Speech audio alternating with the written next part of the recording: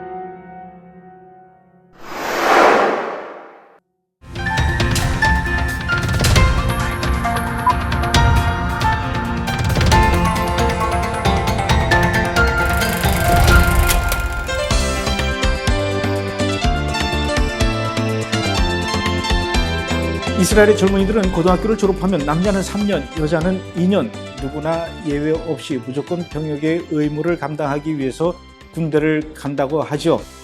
군대를 제대한 이후에는 누구나 할 것 없이 또 외국으로, 해외로 여행을 떠나는 것이 그들의 전통이고 또 문화라고 합니다. 그렇게 외국에 나간 이스라엘의 젊은이들에게 숙소를 제공하고 음식을 대접하면서 동시에 그들에게 예수와의 복음을 전하는 그런 아주 특별한 사역을 감당하고 있는 단체가 있습니다. HIT, 호스트 이스라엘 트래블러라고 하는 단체인데요. 그 단체의 대표이신 오므리 야코보비치 씨께서 저희 한국을 방문하셨고 또 우리 브래드 TV 스튜디오를 찾아와 주셨습니다. 도대체 이스라엘의 젊은이들에게 어떤 식으로 복음을 전하고 또 그들이 복음을 전해 들은 뒤에 어떻게 예수를 받아들이고 또 반응을 보이는지 오늘 아주 특별하고 특이한 그런 사역에 대한 이야기를 좀 들어보도록 하겠습니다. 어서 오십시오. 고맙습니다. 반갑습니다. 샬롬. HIT, 제가 조금 전에 잠깐 설명하긴 했지만 좀 자세하게 설명을 해 주시죠. HIT, Hosting Israeli Travelers, it's a network I started in New Zealand many years ago. That was back in February 2000. I did a tour with somebody you actually know because I saw you interviewed him, Jacob Damkani. We did a tour in New Zealand. I was a very young believer, only 3 years a believer. But just a few days before the tour, I had a thought to ask if people would like to host Israelis in their homes. I went to pick Jacob up from the airport for the tour, and I shared the thought with him. He got very excited. He said, Omer, this is from God.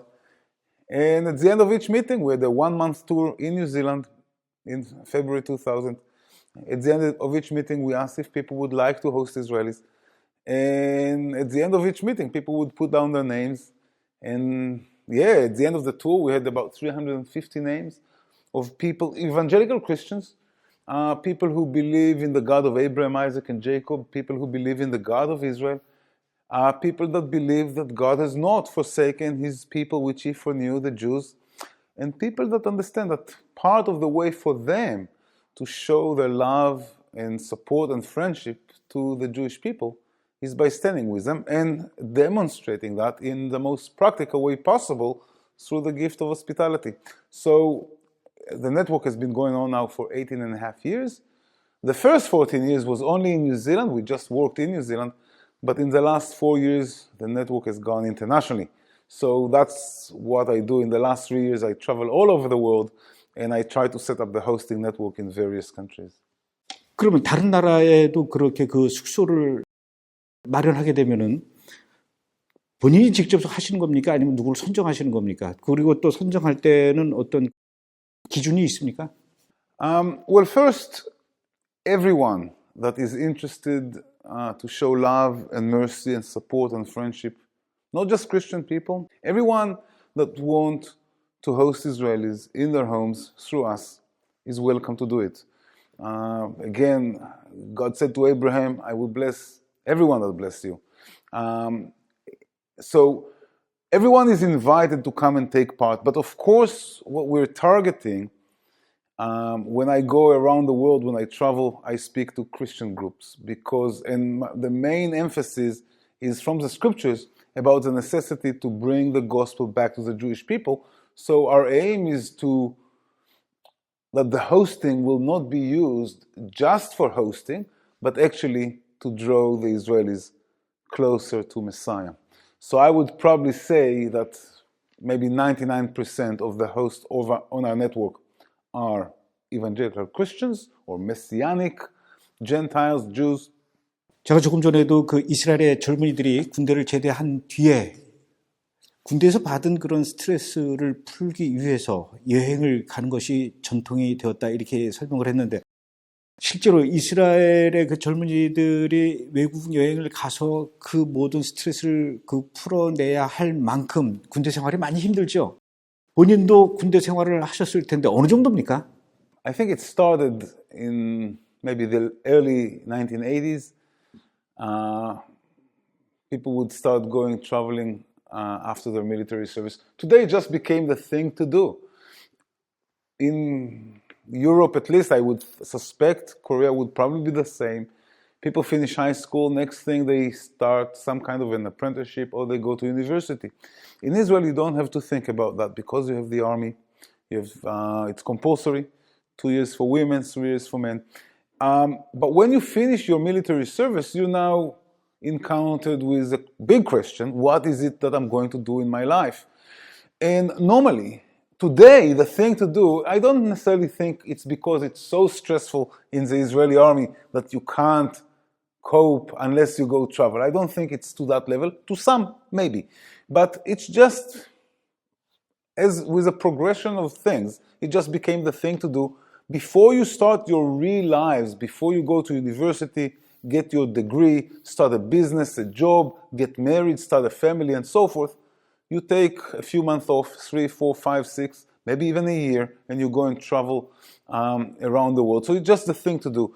Most of the Israelis after the army, they travel into the cheap countries, of course, which will be Southeast Asia and South America.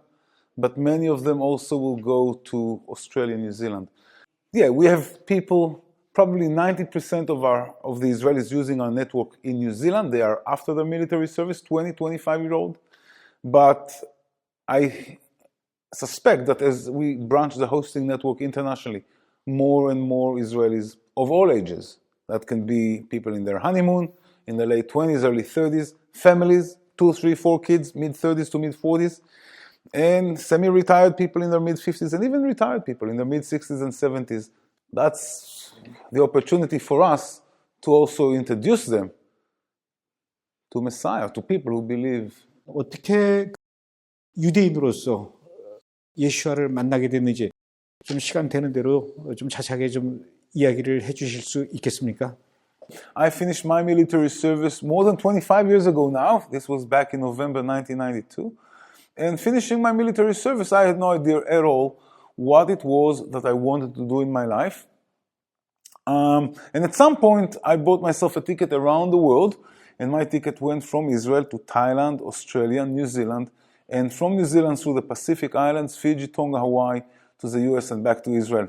And on the 10th of June, 1997, which is my birthday, on my 27th birthday, I had a flight from Melbourne, Australia, to Christchurch, New Zealand.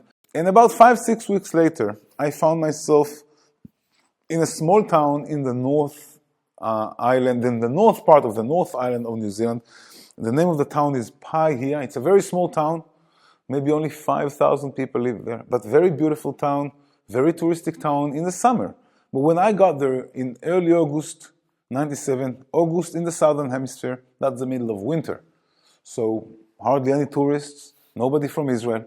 But it was in that town, at the hostel where I stayed, that's where I came to faith in Messiah.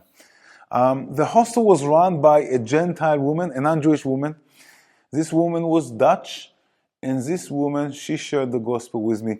But thankfully, thank God, she never talked to me about Christianity, and thank God she never talked to me about Jesus either. So if you or the audience asking yourself, what kind of gospel did she give you? Well, she did talk to me about the God of Abraham, Isaac, and Jacob.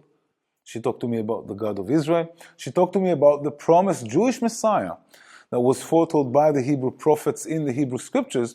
And I understood instinctively inside, if what she's telling me, if this is the truth, maybe this is what I've been searching for all my life. 그렇게 해서 이제 만난 예수님, 뉴질랜드의 그 크라이스트처치에서 여행 오는 유대인들에게 어떻게 예수와를 전하고 또 예수와를 전해들은 그 유대인의 이스라엘의 젊은이들 반응은 좀 어떻습니까? We have, in New Zealand alone, we have at the moment about 750 different hosts. So I guess that everyone will be a little bit different. You know, we have hosts of all different ages and backgrounds. That's just in New Zealand. Now that we go around the world, it's even people from other nations. But it's very, very important in my presentations. I always talk about the necessity to bring the gospel to the Jews. So the first thing I try to show the Gentiles, it's that it's their call to bring us the gospel. But it doesn't mean that it's your job to show us Isaiah 52, 53, or Psalm 22, or to tell us necessarily that Jesus is the Messiah. I believe that the most important thing, or the call of the Gentiles in regard to the Jews, is actually recorded in Romans 11:11. And if we really understand what it really says, Paul is talking and he's saying, salvation has come to the Gentiles, so that's you, the non-Jewish people. Salvation has come to the Gentiles to provoke them, speaking of the Jews, to jealousy. And the way for the Gentiles to provoke us to jealousy is to let us know that no matter what, you are our friends. And this is where we find the hosting network so powerful. Because what better way can anyone, let alone a Gentile with a Jew, can anyone really show their love and support and friendship to anyone than by the opening of their hearts, of their homes, saying, in my home, you're always welcome. And especially it's very strong testimony from Gentiles to Jews, because we the Jews are being hated and persecuted even to this day all over the world. And that gets the Israelis thinking, because they would go like, what makes you so different? How come the whole world is against us? How come the whole world is persecuting us? Why are you trying to bless us? What makes you different? And what we find is this, is the more fun that the Israelis have with their hosts, the more they enjoy them, the more they like them, the more they trust them, the more the opportunities come for our hosts to actually share with the Israelis about the Messiah. Because one thing with the Israelis, they are very talkative, they're not shy. They'll ask, why are you hosting us? And that will give you a wonderful opportunity to share with you. It's not your job. This is an extremely important part to understand with sharing the gospel with the Jews. It's not your job as Gentiles to convince us, the Jews, that God exists or that Yeshua, Jesus, is the Messiah. That's not your job. That's God's job, and God can do His job. Your job, again, is Romans 11:11 to provoke us to jealousy. Even if you don't speak the language, even if you don't know much about the Jewish culture, even if you've never been to Israel, you don't know about the geography and the topography, you see all these things. If you don't know the prophecies about the Messiah, how they've been fulfilled in Yeshua, all these things, if you know, they will be a tremendous help. But you know what?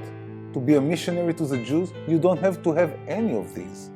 All you need to have is a desire, a hard desire, to bless the Jewish people with the greatest blessing you have is their Messiah dwelling in you. 우리 오므리 씨께서 한국을 와서 보시니까 이스라엘 사람들, 유대인들 이 한국에 오면 참 좋아하겠다 이런 생각이 드시나요? Every country has something different to offer.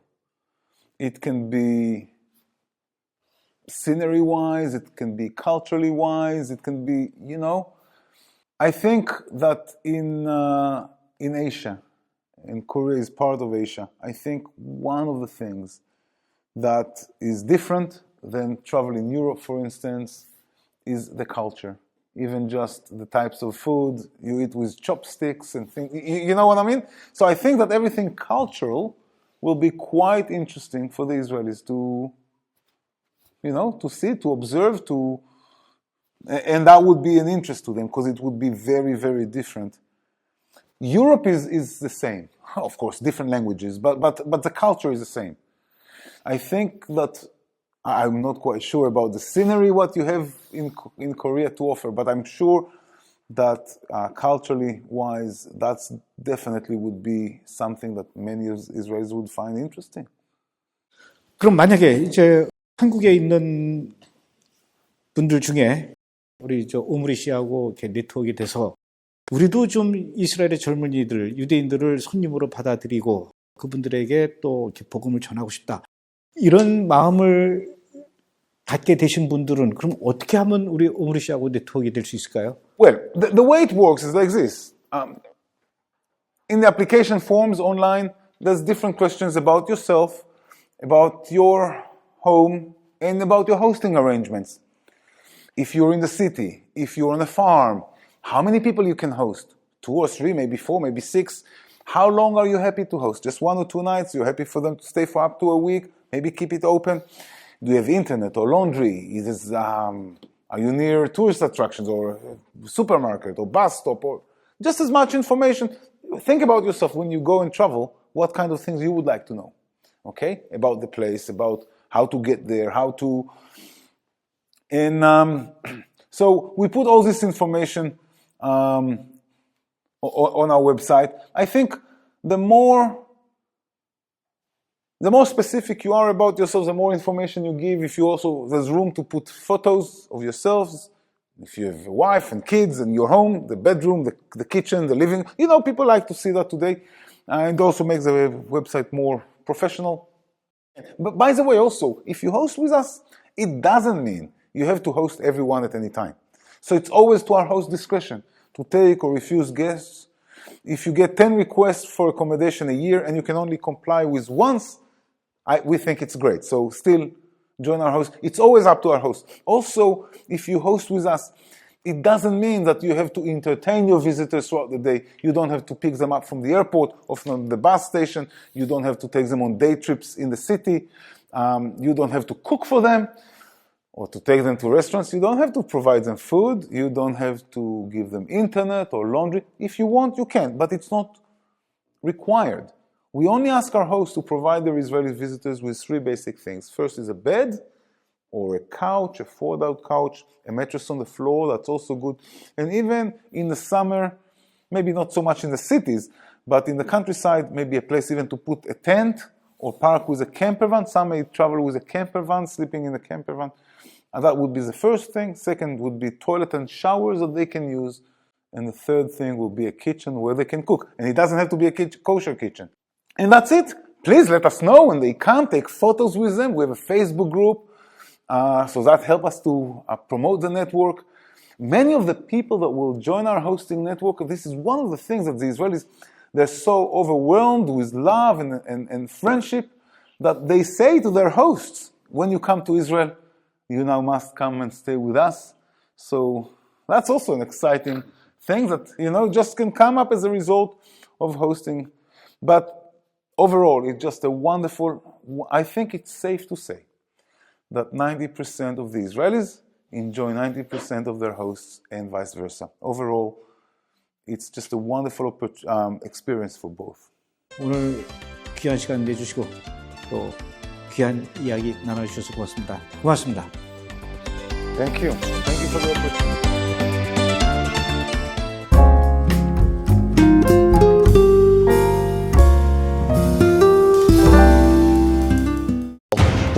As soon as you say end time, they say, whoa, the end of the world. When's it going to be? And you can see this mask of fear. I'm not telling you the end time is coming. I'm telling you, you live in it right now.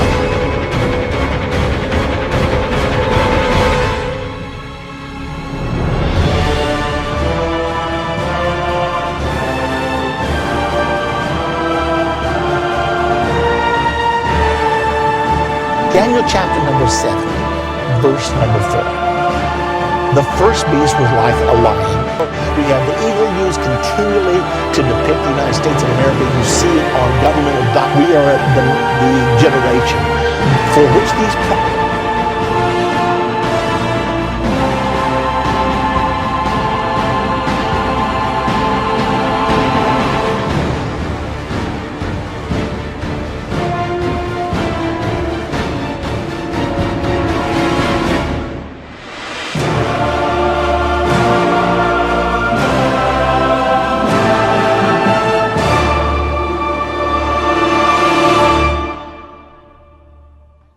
that you will not miss one segment of understanding end time, because I've had many people tell me it's changed their life forever.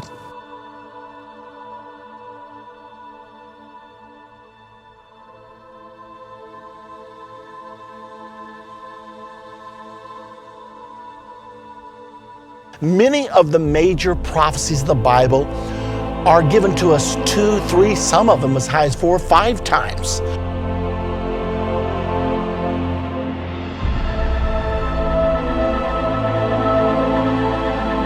There is not any chance it's not going to happen, because it's in your Bible, it's prophesied, and the prophecies always come back.